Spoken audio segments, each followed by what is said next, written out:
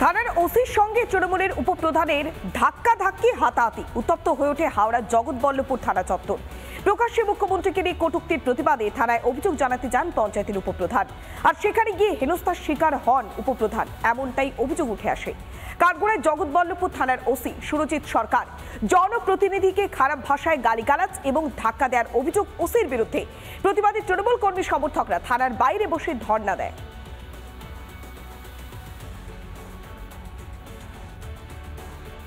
আমরা কিছুদিন যাবতই শুনতে পাচ্ছি জগৎবল্লভপুরের ওসি সাহেব কয়েকদিন যাবতই এরকম ঘটনা ঘটিয়ে চলেছেন।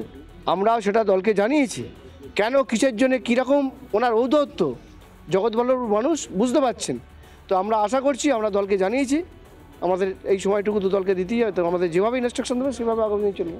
জগৎবল্লভপুরের যিনি ওসি সাহেব আছেন, উনি যতদিনই এসছেন আমাদের জগৎবল্লভপুরের নানানভাবে উনি সমস্যা সৃষ্টি হচ্ছে এবং একটা বাজে মানসিকতা নিয়ে জগৎবল্লভপুরে চলছে। এই বর্তমান থানাতে এত ওসি দেখেছি, এই ধরনের ভাবে আমরা কোনো রকম দেখি না যে একটা নেত্রীকে গালাগালি পাচ্ছে, গ্রামের এক গাদা লোক এসে তাকে অভিযোগ জানাচ্ছে, তারপরেও উনি সবাইকে এক তরফ থেকে একটা বাজে চিন্তাভাবনা। আমরা সিসিটিভি ক্যামেরা দেখলেই বুঝতে পারবেন।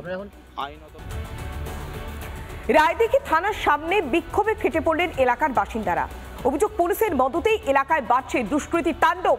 তারই প্রতিবাদে থানায় ডেপুটেশন জমা দিতে গিয়ে বাঁধল খণ্ডযুদ্ধ।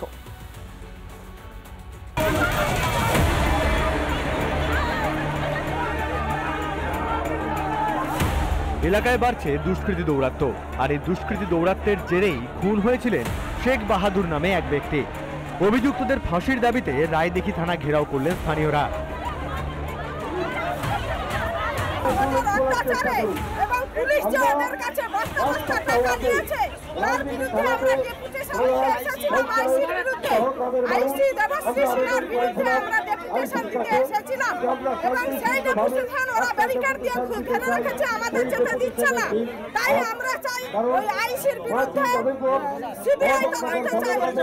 পাঁচই নভেম্বর খুন হয়ে যান শেখ বাহাদুর।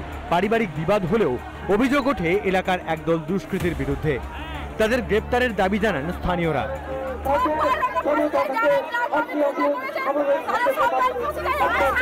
স্থানীয়দের অভিযোগ, আইন শৃঙ্খলার অবনতি ঘটেছে এলাকায়।